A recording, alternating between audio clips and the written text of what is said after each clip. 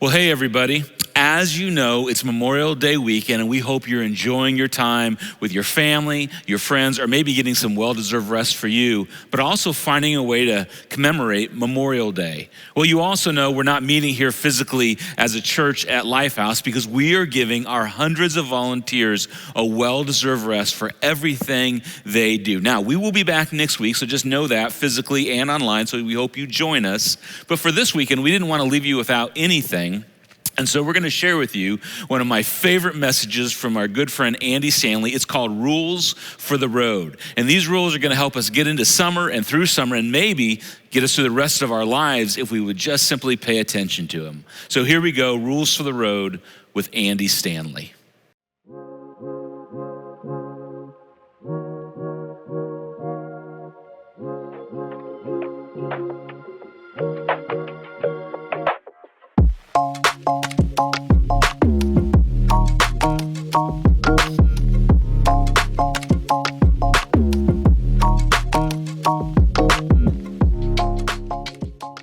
Today's message is entitled, as I mentioned, Rules for the Road. Rules for the Road, five tips to ensure that you reach your destination safely. But of course, my real intent in this message is to take these road rules or rules for the road and apply them to our daily lives. Because Tom Cochran, who actually wrote that song, is exactly right. The beginning of the song says this: Life is like a road you're on. Life is like a road that you travel on when there's one day here and the next day gone. You only get to live each day one time. But the road of life, or the adventure of life, is actually more complicated than a highway because we are all born, or we come equipped with rear view mirrors. What we don't come equipped with is a reverse, right? There are no do-overs. You only get to do your 20s once. And you look in the rear view mirror and you see how you did your 20s and you're like, I would like to go back and do some of that. And then you look and it's just, park and it's drive. And park is only momentary, right? But we just can't go back. You can't go back and redo your 30s or that first marriage or raise your kids again or raise that first child again because, the third one came along and you thought, I think I kind of overloaded the first one. So we all have regrets because we all have a rear view mirror, but there are no reverses. And some of us, if we're honest, it's temperament, personality, we spend way too much time looking in the rearview mirror of our lives and, obsessing on our regrets. But the truth is, the future from this moment forward is like a road we're on, and it's what we do from this point forward that makes all the difference. And of course, we can learn from our mistakes, but you can't live your life looking in the rearview mirror, just like you shouldn't drive looking in the rearview mirror, and especially with life, because again, there's just no way to go back. And this is what we all have in common, whether you're a person of faith or not a person of faith, we all want to get the future right. We just all want to get it right. And we all want to arrive safely in some destination. And you may be a goal, somebody who sets a lot of goals. I'm not really set a lot of goals. I have some sort of high-level goals that I keep in a little bulletin board in my closet that deal with my family and just a couple of high-level things. Some of you are very detailed goal setters. But everybody listening, everybody in the rooms, if you could stand up and say, okay, at a high level, here's what I want my future to look like. Here's what I want my future to look like relationally, financially, with my kids, or hopefully want to have kids one day or want to get remarried, whatever it might be. So we all kind of have a general idea of where we want to end up in this season of life and where we want to end up in life in general. And hopefully these 5 rules will help you get there. So 5 rules for the road. I'm gonna do these pretty quick, all super practical. Just a heads up, if you came today looking for deep Bible study, we just did that for 9 weeks, okay? So this is just a summation of just some practical things to help us move forward with life. So rule number one, don't travel alone. Don't travel alone. We say this all the time around here, that life is better connected because you were made for community. That life is better connected because you were made for community.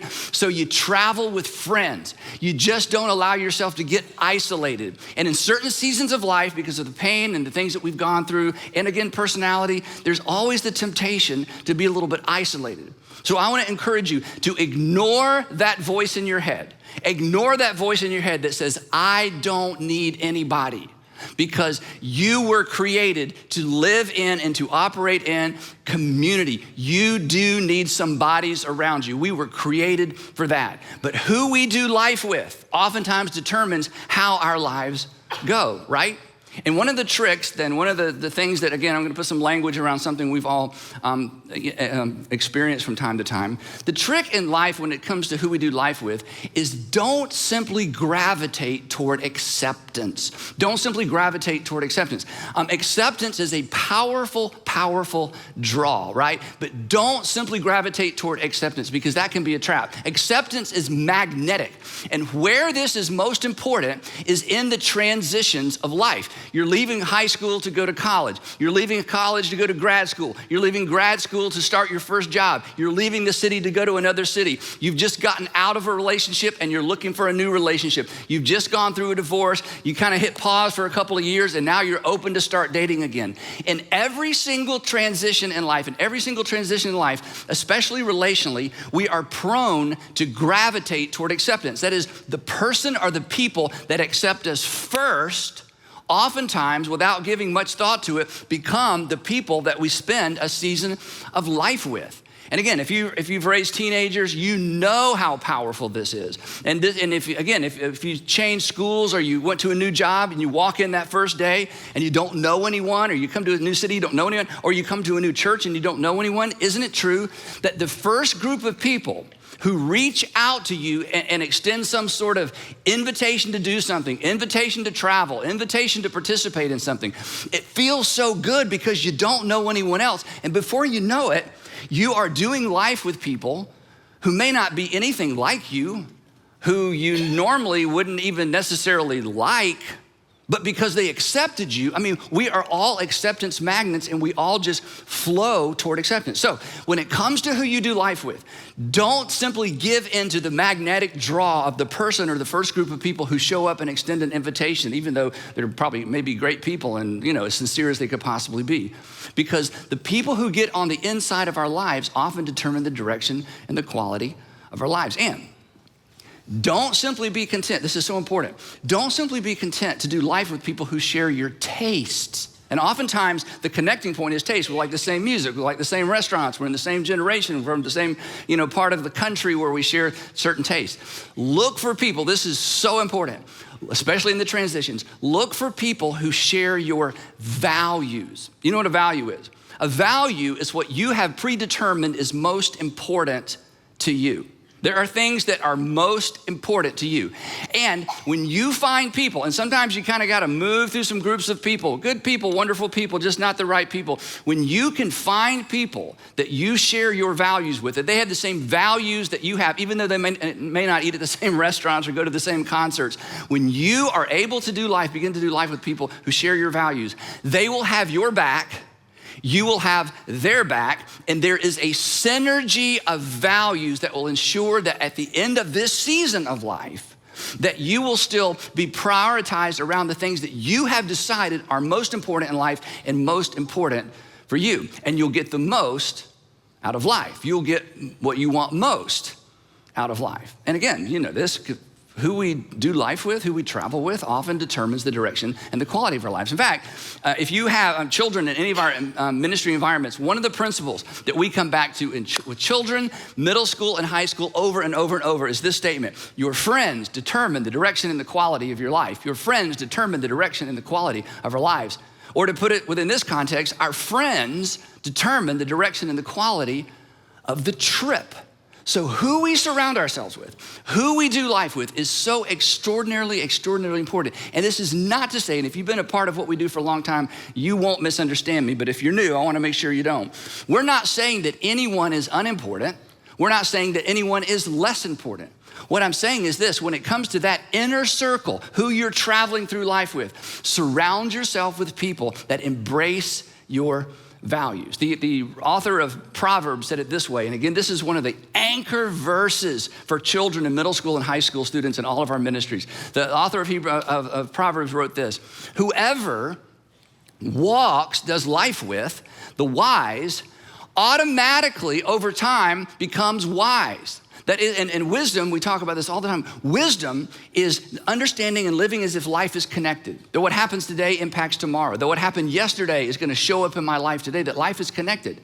And so the author of Proverbs says this: when we do life with, when we walk in life with, when we do life with people who are wise, who understand that life is connected, that I've got to be disciplined in this season because of what I want in the next season, you become wise. But then there's a contrast, because the Proverbs literature always has these contrasts, sometimes two, sometimes three. But the companion of a fool, and this is so interesting, the companion of a fool, and a fool in Proverbs literature, or literature that's primarily Proverbs, there's a specific definition for a fool. A fool is someone who lives life without care, or who is careless. That's like, this is what I'm gonna do today. Yeah, but how's that gonna impact you tomorrow? Well, that's tomorrow. This is today. Life is disconnected.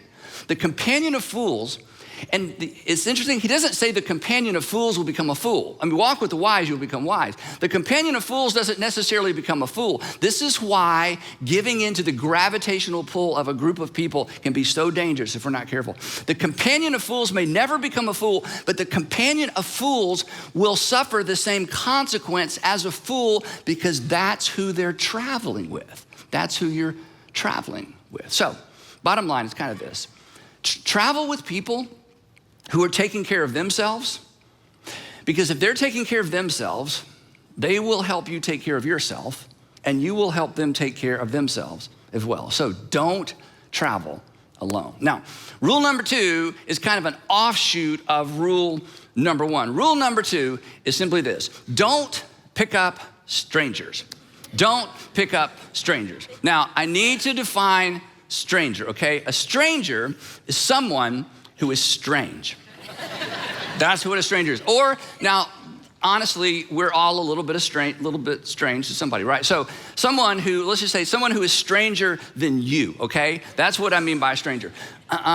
When my mom, who passed away a few years ago, was very, very outgoing. My dad, not so much outgoing. And my mom, wherever she went, she would just meet people, and she was very friendly. She would begin conversations with people in line. She would begin conversations with strangers all the time. And this would kind of get on my dad's nerves. And he would say to her, this was kind of one of their things. You know how your parents had like a thing? This is one of their things. He would say, Annie, her name was Anna Margaret. He called her Annie. He said, Annie, don't talk to strangers. I can remember hear my dad says, Annie, don't talk to strangers. And my mom would say, well, after I meet them, they're not strangers anymore.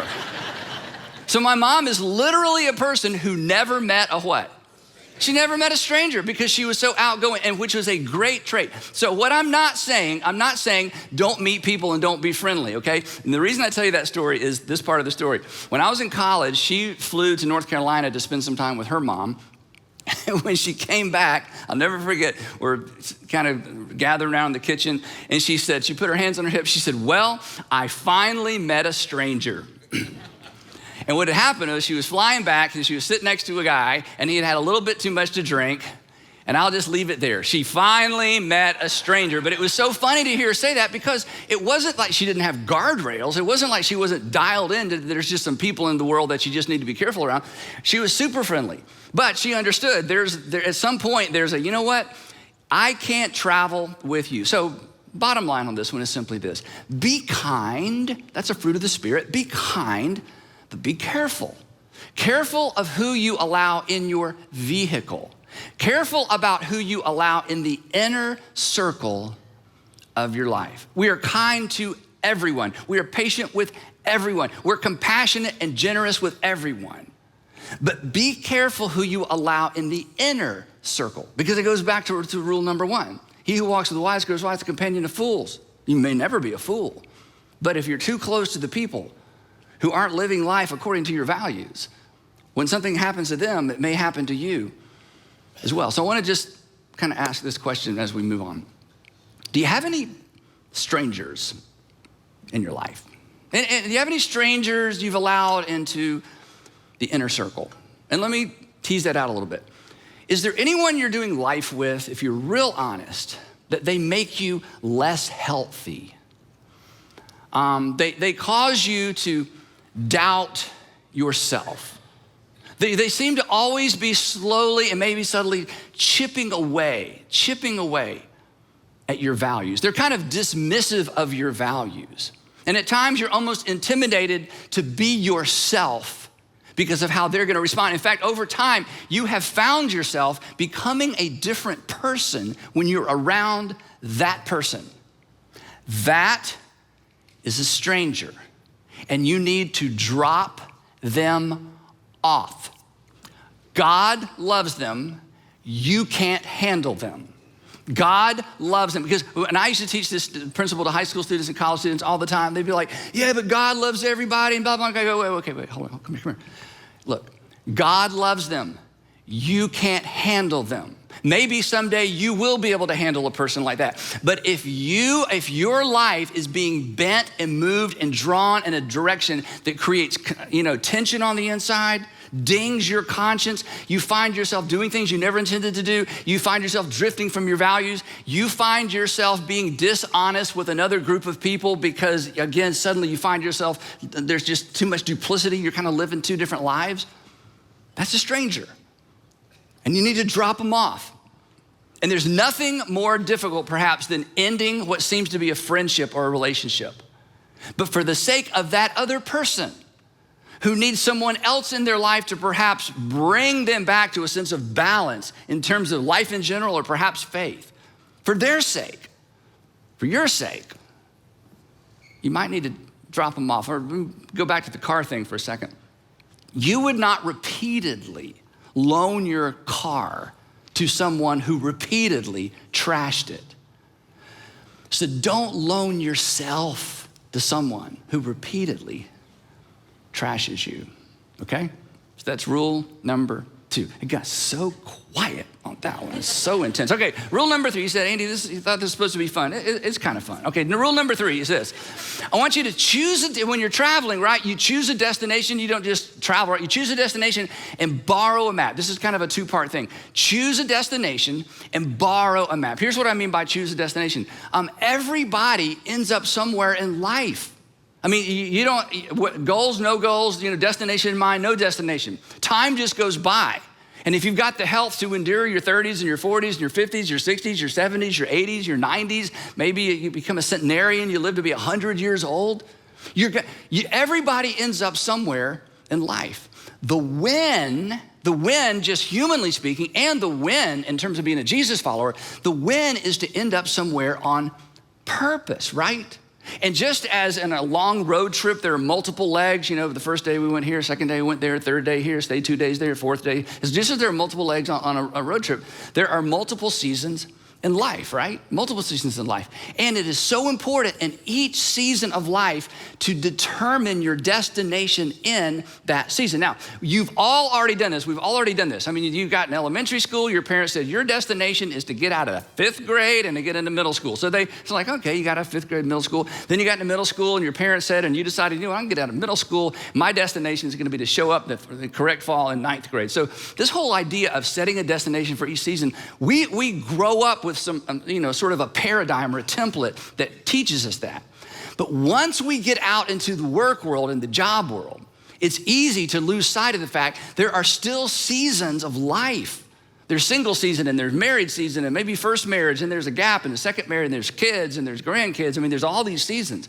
In each season of life, you need to choose some vague or general or maybe specific sense of a destination. It's important to choose that in each life. Determine what you want your life to look like in each season or in this season. Here's why, again, this is so important. Obviously, you don't want to drift. Nobody wants to drift. And if we don't decide, here's the thing. If we don't choose what we want this season to look like or what we want to look like at the end of the season, if we don't choose, circumstances and people and life in general, they just decide for us. Because the days keep clicking by. The days keep clicking. Life is a highway. Another day, another day, another day. Rear view mirror, no reverse. Another day, another day, another day. So why wouldn't we just decide? Because again, life is connected. This season leads to the next. If I don't set the correct destination for this season, I won't be prepared for the next one. This is what wisdom dictates, that I am thinking about this season, not simply in light of what's right ahead of me, but right in front of me, but ultimately what's ahead of me, because one season leads to the other. Each season builds on the other, right? And you know this. Wishing won't get you there. Someday I want to meet someone. Someday I'd like to be happily married. Someday I'd like to have kids. Wishing won't get you there, right? Someday I want to be successful financially. Someday I want to go to graduate school. Someday. That's a wish. That's not a plan. It goes back to what I call the principle of the path. We've talked about this in the past, that direction, not intention, determines our destination. This is true when you're driving. This is true when you're living.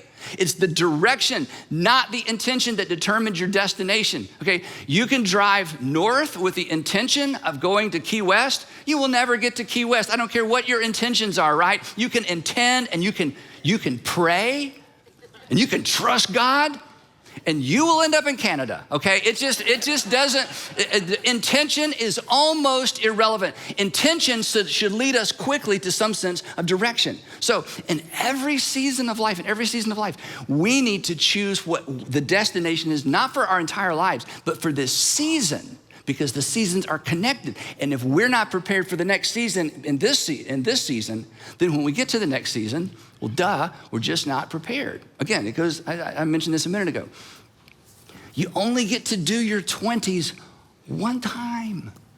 You only get to do your 30s one time. You only get to do your 40s one time. You only get to do a first marriage one time. You only get to do the raising that son of yours just one time. And again, you'd be better prepared for the second or the third child, but that first one, that daughter, we only get to do this one time. Again, 2 rear view mirrors, no reverse. My dad has had a sort of a version of this same statement that he had in his office. I don't know if he made it up or he found it somewhere, but as a kid, you remember things in your house, and this is one of the things I remember. Little plaque that said this: discipline, not desire, determines our destiny. And do you know what discipline is? Discipline is in this season, I want to make sure I'm disciplined enough in this season to prepare myself for the next season, because life is a highway and there's another destination coming down the road. So decide now so that when you get to the end of this season, you'll look back on what you need to look back on to ensure that you're ready for the next season. When Sandra and I had little kids, they're all this little and smaller. At one point we had 3 in diapers for about a minute. And then Sandra didn't like me to tell that story, but anyway, our oldest, we just decided, you're potty trained, and we just kind of moved on. And he eventually was, but you just can't, 3 in diapers, it's just too much. Anyway, so in that season, it's so busy, like I need to tell you that. There's just stuff coming and going. And, we're getting, there's always more opportunities than time, and there's always more friends than time, and there's always more hobbies than time.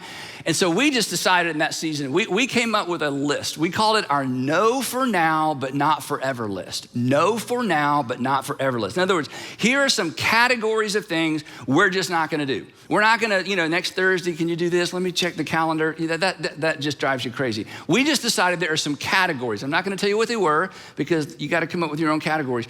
But sometimes in a season of life, because of what you want to accomplish and because of what's most important in that season, you just have to prioritize and say, you know what?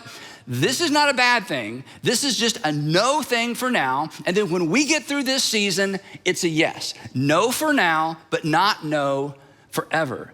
Those are the kinds of decisions you make once you've decided what is most critical in this season of my life.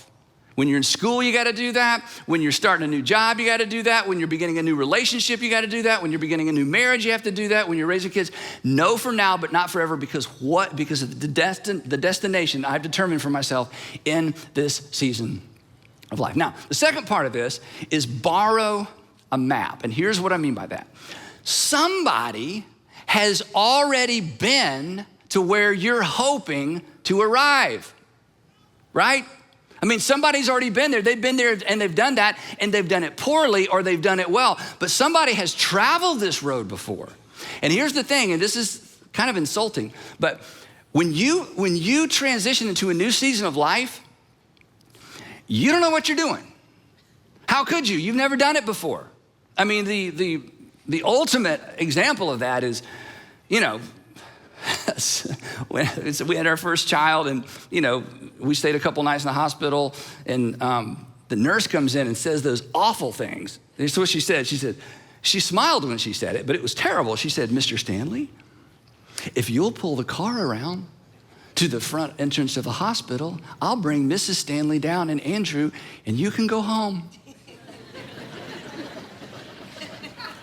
And I thought, by ourselves?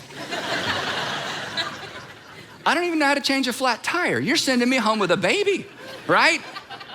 Would you come home? Is there anyone who could come home with us? I mean, do you remember this? It's like, I don't know what I'm doing. Well, in other seasons of life, we just think we know what we're doing, but how could we possibly know? Every season of life is different. So the wisest thing you could do is find somebody and borrow their map. Another illustration, right now, our small group, our community group, we've all been married 30 to 33 years, everybody in our community group. And so it's hard to decide, what are we gonna study? And you know what the felt need was? The felt need was, how do we parent adult children? Now, for some of you, you're thinking, is that even a thing? It's a thing, isn't it? All of you parenting adult children, isn't it a thing? It's like, you're thinking, I thought parenting ended when they went off to a job or off to college. No, it's just another season of parenting. So we don't know what we're doing. And after our first couple of meetings as a small group on this topic, we realized, we don't know what we're doing. And we found a book. Somebody has written a book on how to parent adult kids, like kids who have left home and are getting married. And so that's what we're studying. You know why? Because we don't know what we're doing. But somebody has written a map and somebody has investigated. And this is what I'm talking about. You need to find somebody's map, okay? And the other way to do this is you know some people who've kind of down the road from you and sort of accomplished what you hope to accomplish, either professionally or academically or maybe marriage and family. And here's my suggestion. You get their email address and you email them, and you don't say, "Will you mentor me?" Don't ever ask anyone to mentor you, okay? You send them 3 questions. You say, "You know what? My wife and I," or, "Hey, I've just got into this new job," or, "I've just moved to the city," or whatever, "and I have 3 questions. Here's the 3 questions. Would you meet me for coffee, or I'll buy you dinner if you'll just answer these 3 questions?" And essentially what you're saying is, "I want your map." Now don't say, "I want your map," because they're like, "What?" Okay, so they'll think you're just a stranger, and then we already covered that, okay? They'll think you're strange. So this is your way of saying, tell me what you know. And here's the thing about people who are a season ahead of you in life. And I'm a season ahead of some of you. We don't know how much we know until someone asks.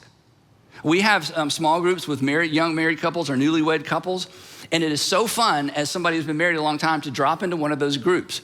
Because you show up, and Sandra and I spent a whole year one time, instead of doing our own small group, we just went from group to group to group with the young married couples.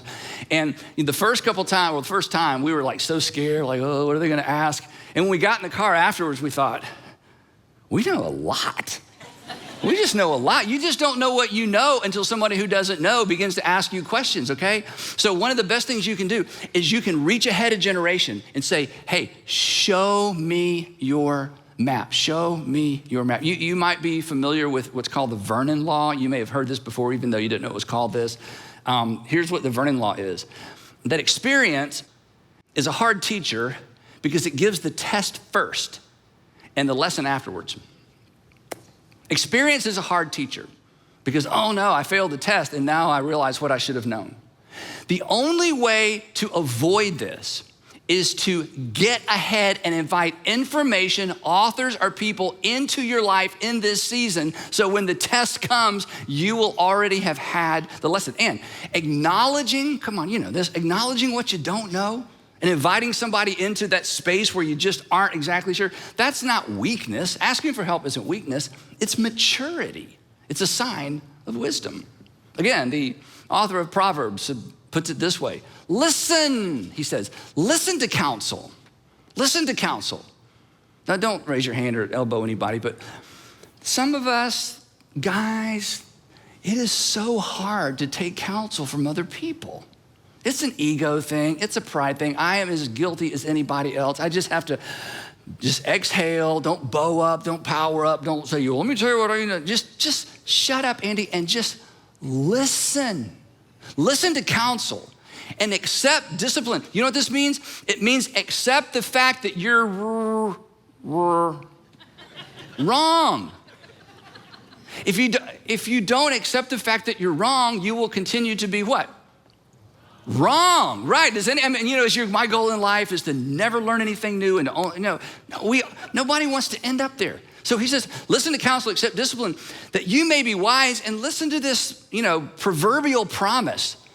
You'll be wise the rest of your days. Here's what that means. You'll be wise in this season and prepare in such a way that you're ready for the next season. You'll be wise for the rest of your days, because if the pattern, this is a pattern and a habit, if the pattern and the habit of your life is to be open to the counsel and the wisdom of others, even people who aren't as smart as you, even people who aren't as accomplished as you, even people who aren't as successful as you, and even people who aren't as educated as you.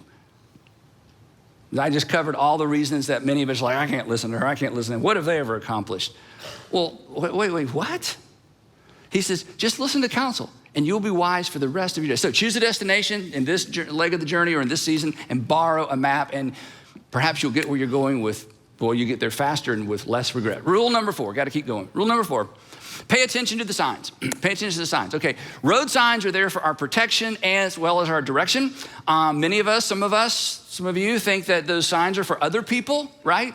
Yeah, those are for what other people need to do. I don't need to slow down the curve. I'm a good driver. Yellow light, that means speed up, right? So I can get the intersection. We just, and then when we see other drivers ignore those signs, what do we think?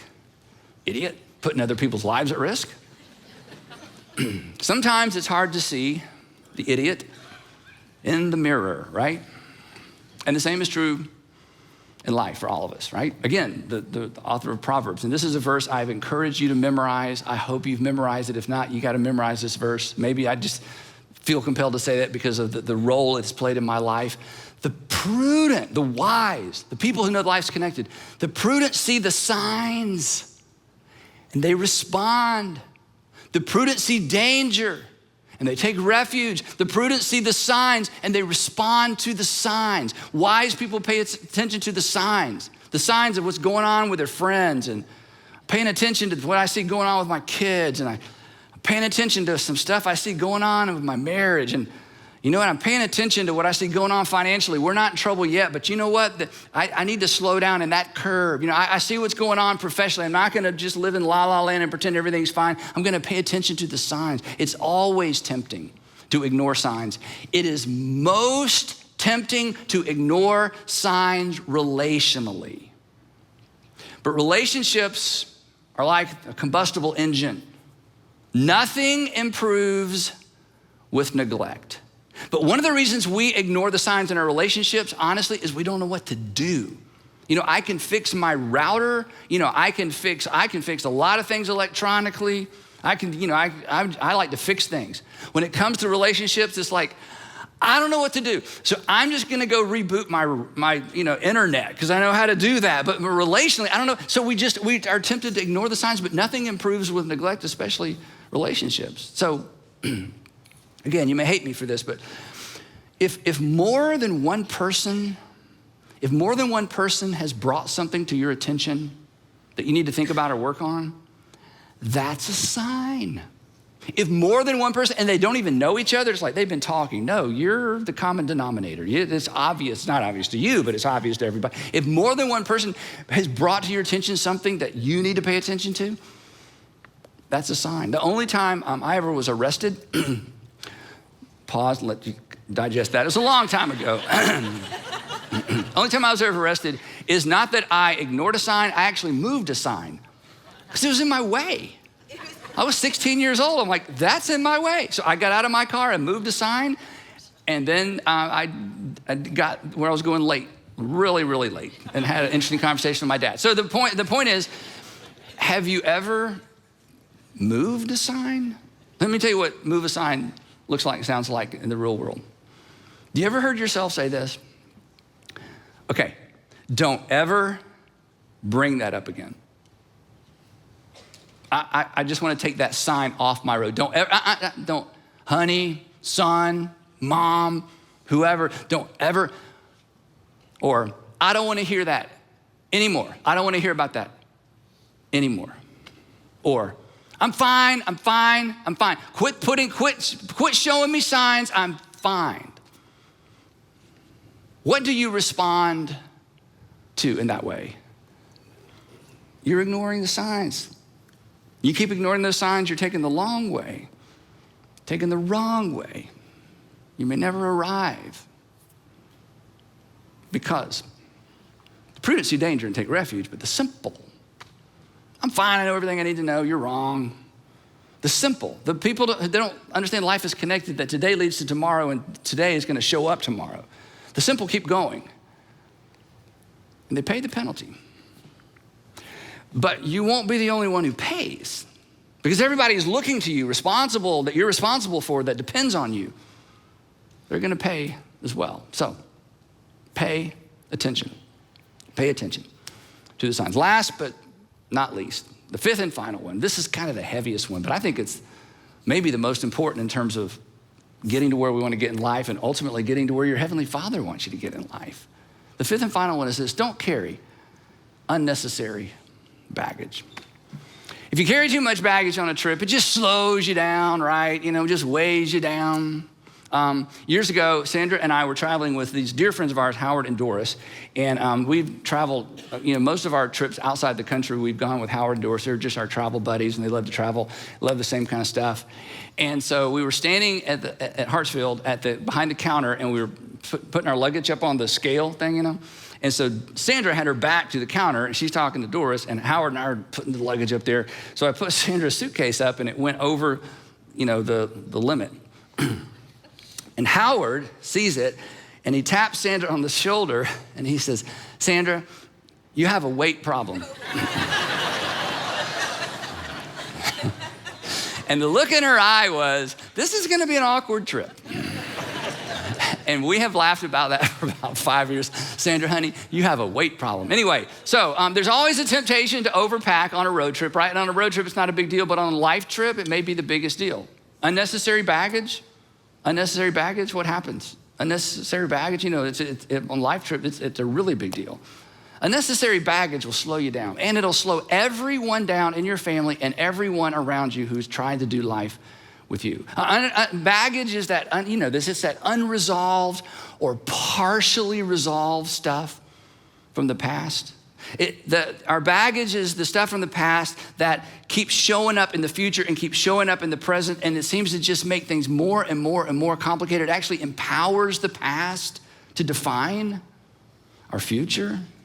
It empowers the past to detour us from our destination of choice. So, are you carrying any unnecessary baggage? You should take a look. And the reason we should all take a look every once in a while is because we've all been hurt, and we've all been betrayed, and we've all been left out, and we've all been neglected. Some of us, you were forced to parent a parent because your parent was just so incapable, even when you were in high school or college student, or maybe you had to forego a career to move back home to parent a parent. And there's just stuff, right? Left you angry, left you vulnerable, left you suspicious of other relationships.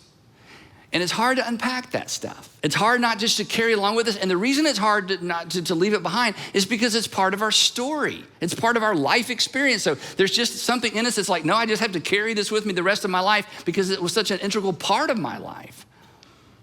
But it's best to unpack and leave it behind. And the reason you know it's best to unpack and leave it behind is because you want the people you're doing life with to unpack theirs and leave theirs behind when it begins to complicate your life. But it's hard to imagine that. But if you don't, and if I don't, if you don't deal with your demons, they go into the cellar of your soul and they just lift weights.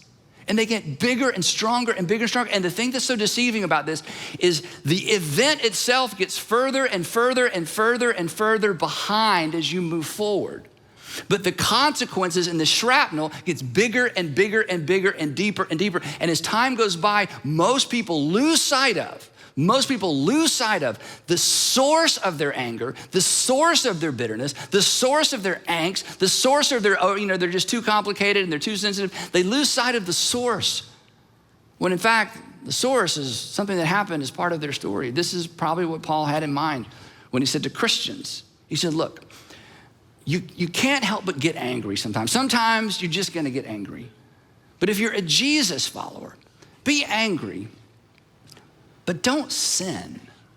Figure out how to separate yourself in a healthy way from what caused you or made you angry and the behavior that just complicates your life. Don't let the sun go down while you're still angry, and don't give the devil space. Or to contextualize it for our conversation, don't give the devil space in your luggage. Don't give the devil a toehold, a handle, something that creates a place where he can hang on, a hiding place. And if you're not comfortable with the devil, we can change the word. Don't give bitterness, and don't give resentment, and don't give fear, and don't give anger a toehold, a place in your luggage where you carry it around over and over and over. Got any demons down there lifting weights? Carrying any unnecessary baggage? If you're not sure, the people closest to you, they know. They know. And they know because they have to help you carry it. They have to help you, they have to help you carry it. By that I mean sometimes they have to duck your anger. They have to navigate your overreaction. They have to navigate your moods. They have to avoid certain topics because every time those topics come up, you just escalate. So they just, no, we don't talk about that. And the fact that they don't talk about it, you think you're fine. But it's because they're having to help you carry your baggage. They work hard to ignore or try to ignore your substance abuse. And the people who love you the most, will love for you to unpack that stuff, or to find someone to help you unpack that stuff. Or to use the Apostle Paul's words, he's just direct. He says, just get rid of it. Leave it behind. Get rid of all bitterness, rage, and anger, along with every form of malice. And then he tells us how, and it's so simple that it seems simplistic. He says, I know you're gonna, it just seems too simple, it seems too good to be true. He says, here's how you do it, by forgiving each other.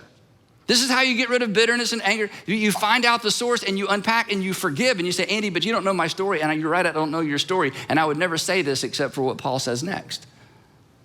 He says, you are to forgive just as in Christ, God forgave you. That we don't forgive because people deserve to be forgiven. They may not, but then neither did we. We forgive because we've been forgiven. We cancel other people's debts because God through Christ canceled our debt. And here's the trick to all this. See, when you're hurt and when I'm hurt, it creates a debt-debtor relationship. The hurt, the betrayal, the abandonment, whatever it might be, it creates debt. They owe me a childhood. They owe me a first marriage back. They owe me the opportunity to put my kids in bed at night. They owe me an education. They owe me, they owe me, they owe me, they owe me, they owe me.